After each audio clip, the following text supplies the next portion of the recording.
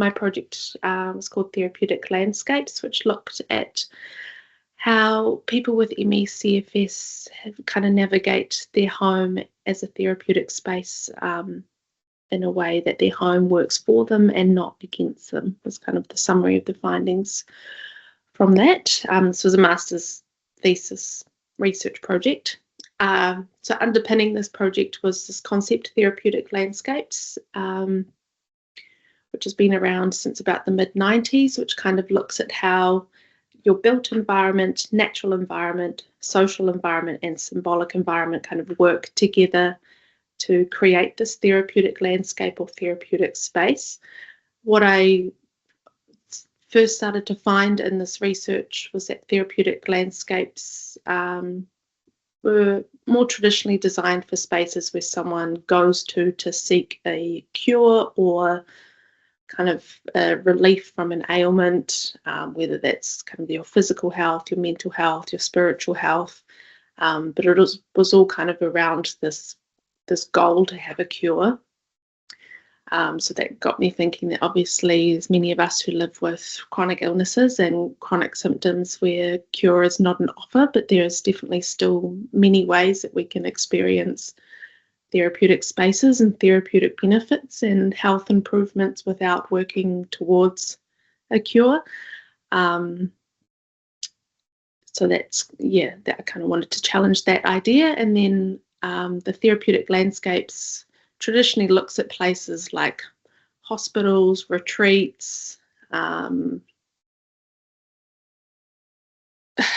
nothing else jumping to my brain, but kind of places that you go to, you travel to or attend to kind of seek that therapeutic intervention. It didn't give a lot of attention to the home. So again, for, people who are homebound or bedbound and we can't retreat somewhere to seek our therapeutic benefits, I again wanted to challenge how we can kind of bring the therapeutic things to our home and interweave it with our everyday space when we can't get out elsewhere.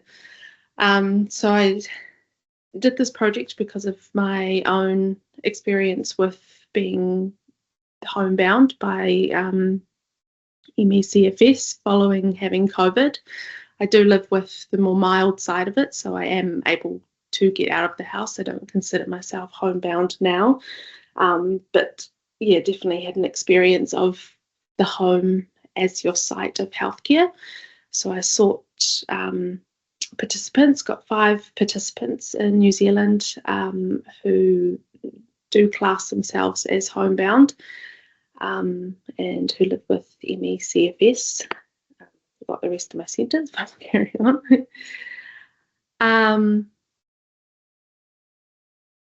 So I got 5 participants who I interviewed from the concept. I interviewed them about their home and how they experience it as therapeutic from the concepts of the therapeutic landscapes. So that was the built environment, natural environment, social and symbolic.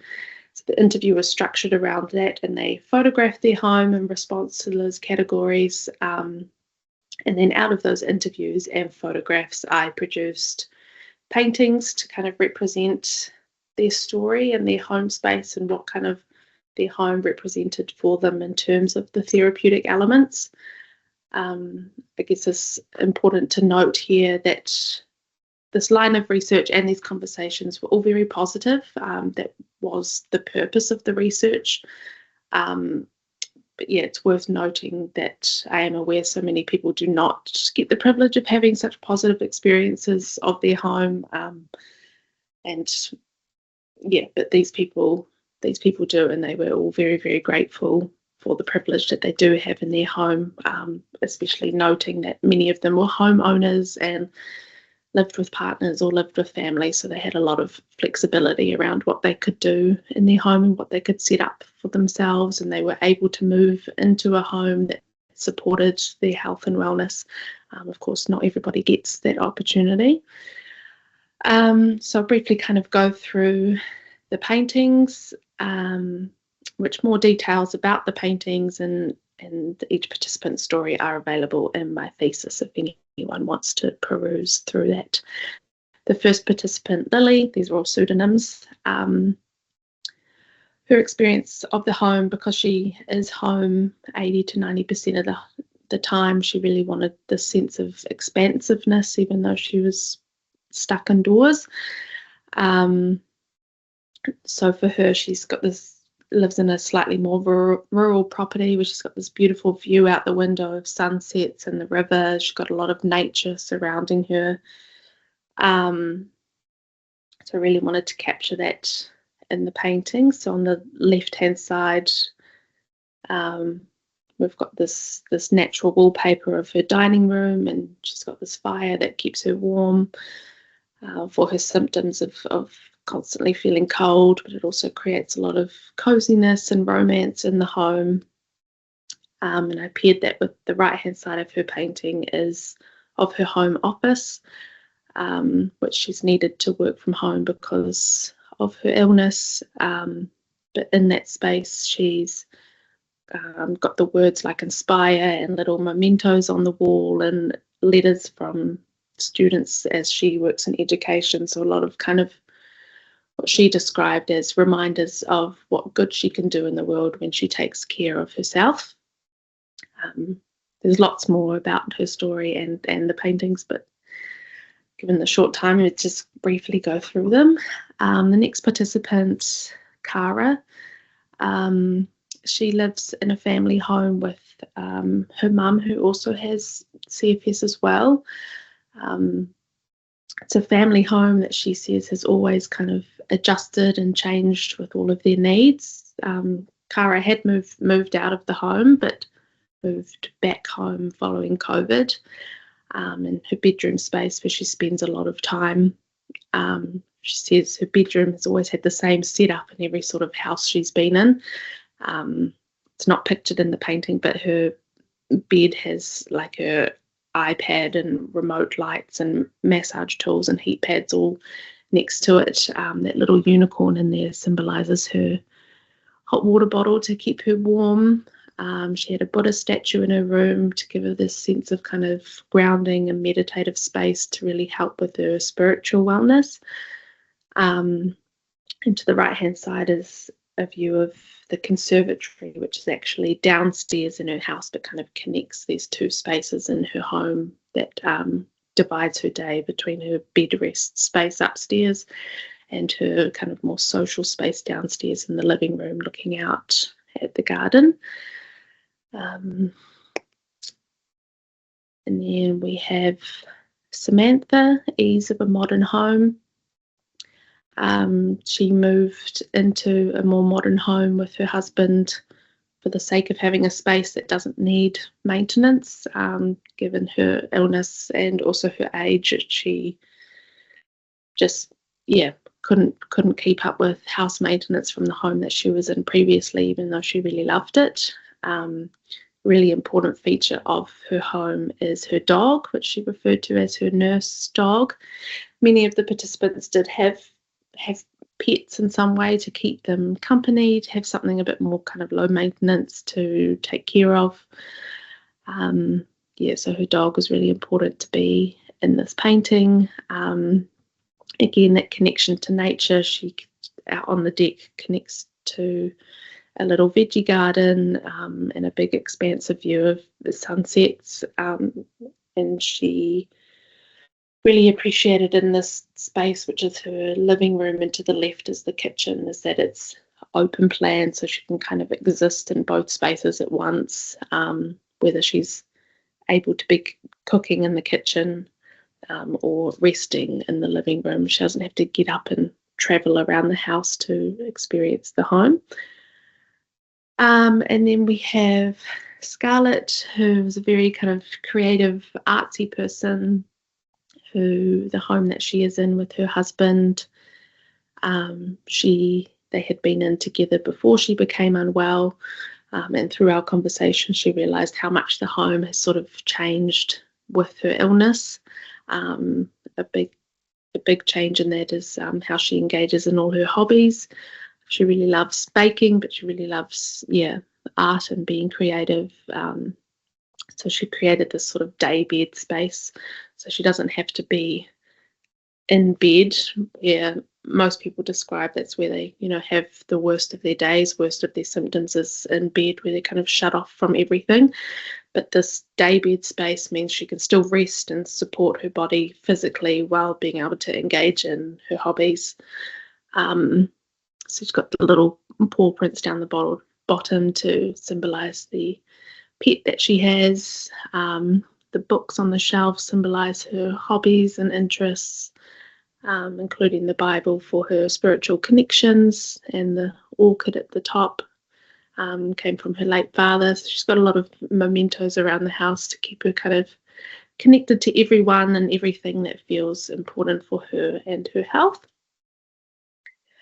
And the last participant, I'm not actually sure how to pronounce their pseudonym, whether it's Olinda or Orlando. This participant differed slightly from the other participants, as they are not a homeowner, they are renting, and they were actually in a little kind of self-contained cabin on a friend's property at the time of this interview. So what was really important to them in this space was, as they said, to not live in a sterile box as a little cabin. So it was really important to them to put little objects of joy around the place. They really loved having indoor plants, something to care for, a big view of a backyard so they could still be connected to nature. This participant in particular, I would say, identified more as bed-bound than just homebound. So the bed space was really important to them. They have their switch controllers as they connect to the internet, and that's their way to stay social. They said that they also live with ADHD, so that's a way of kind of keeping them entertained and stimulated while also being able to rest. Because they live in a cabin space, it was a much sort of like MacGyvered DIY space. So over here they've got this water bucket into another bucket, which operated as both their kitchen and bathroom space, and it's only a few steps away from their bed, so everything was quite compact and with arm's reach, so that they didn't have to move very far or exert much energy to access the things that they needed in this space. So again, there's so much more about the paintings and the stories in the thesis if anyone wants to dive into that. But a few of the key findings that came from these interviews was really about making the home work for you and not against you, and having it as a really symptom supportive space. One theme that came out of that was sectioning the home, so that kind of alongside sectioning the home, simplifying each of these sections in the home so that every space kind of had its purpose and it was set up ready for its function. So we're not having to exert unnecessary physical or mental energy to kind of use that space, especially given how, up and down the energy levels can be. Having the bedroom space set up as that space for when you're experiencing the worst of your symptoms, a space where you can often be alone for your emotional expression and experiencing your grief and not having to mask your symptoms, versus being in the living room where you can have things set up for your rest and comfort, but you still have the energy to potentially engage in some hobbies. A handful of people who could tolerate having guests over tend to have guest bedrooms and stuff set up already, so they don't have to fluff around with all of that if they have people over. And it was really important to just have objects and things just in the same place all the time. And keeping things nice and organised and tidy. And the other two themes that came out of it was more about creating the home to be a space that wasn't just limited to your illness experience and not just a site of healthcare, but being able to kind of live a sense of your life beyond your illness. People really found this through the role of nature, with having indoor plants, really kind of beautifying the space, having something to care for. A lot of people had gardens, both as a hobby. They tended to have their partners do the grunt work of the gardens, and they harvest the food and enjoy the healthy foods, especially for people who have a lot of allergies or IBS symptoms. The healthy foods were really important for them. It was really nice to be able to access nature in a way without needing to travel or go anywhere. And so that was kind of about bringing things to the home that could enrich their world without needing to travel anywhere. So anything that's sort of that you would typically find outside of the home, finding a way to bring it into the home, whereas it might be having spaces that guests can be, or using online connections, having spaces to do your hobbies at home instead of having to go out to workshops or classes, and also just having lots of joyful things around the home to remind you of the things beyond your illness, for ornaments, art, candles, family photographs, etc. Again, these findings are unpacked a lot more in the thesis as well. And I guess the reason for being here is that I did receive some funding to exhibit these paintings. I felt it was really important to have some form of community dissemination and encourage some conversation in the community, so that it's not just all bound up in academia. So they were exhibited at the Square Edge Community Arts Centre in Palmerston North, where Fiona and Ange did come to the opening night, which I did hope there were a lot more people so that we could all have a bit of a kōrero, but I think it was a bit of a dreary Friday night. But a few people who did come through and talk to me about the exhibition did say it was inspirational, uplifting, insightful, educational, and unique. I also shared some pencil drawings of things that are therapeutic around my home that support my symptoms as well. But I think what was kind of a summary that came from this research, and something that was really important to communicate through the paintings, was that these things in the home are not just kind of just nice to have. I mean, there's so many ways that we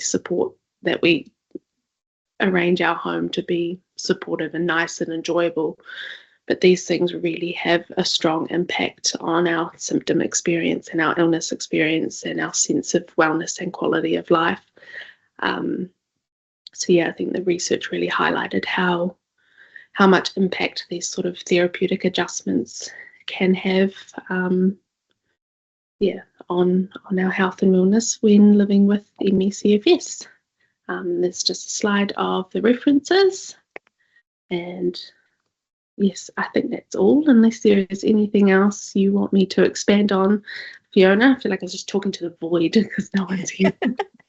No, that's wonderful, Jessica. Thank you so much. It's lovely that you could come today and show us your artwork and your master's research. And it's actually wonderful to see, because so often the research is deficit research. It's focused on the difficulties of navigating chronic illness. So it's wonderful to have this positive spin where we're looking at what actually works for people and how can it help.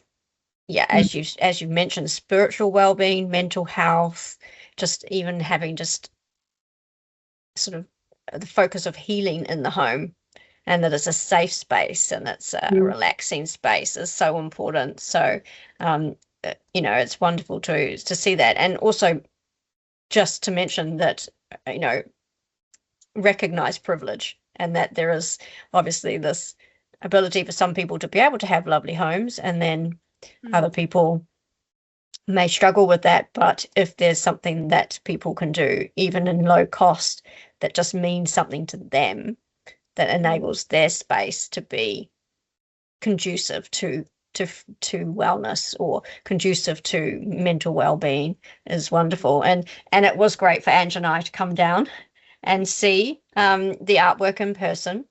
And yeah, it was a freezing night and it was blustery wind, so that might have prevented some people from coming out on opening night. But I'm sure that through the course of the month, where they were situated, that people would have gone along and seen and had a look at your wonderful artwork, because it is beautiful, and it's so great to see. So thank you for that. And yeah, to see that the attendees that did come were really supportive and really loved seeing the work too and learning about ME. So it was great to have that opportunity, and thank you for presenting it. Wendy, do you have comments or question? Yes, I thought that was really, inspirational, educational, interesting, and it actually had a really practical application. Have you put that into a little booklet or something? Yeah, I mean, I would love to find another way to get the research out there for those practical implications. I am 6 months postpartum and living with a baby at the moment, so I don't have much energy for anything else, but hopefully, yeah, down the track I could. It's in the masters, yeah. So it's a big read in the masters, but it's an interesting read, so it's worth going to. But maybe we can help with something like that, helping you can make it more concise into a little booklet. Even just the pictures themselves, even if they were in a little booklet. I don't know if you've got something like that, because honestly, you know, if we're looking at places down the track of respite or whatever for people with ME, this is actually really valuable information, and it's beautifully presented. And I love the paintings, because you can see the peacefulness in the paintings, and you can see exactly that for these people there's something so important that either brings the outside in or takes them into the outside, or it gives them family connection or community connection. It's actually, it's really incredible. I just got so much out of that. So thank you. Thanks, Wendy. That's really nice to hear.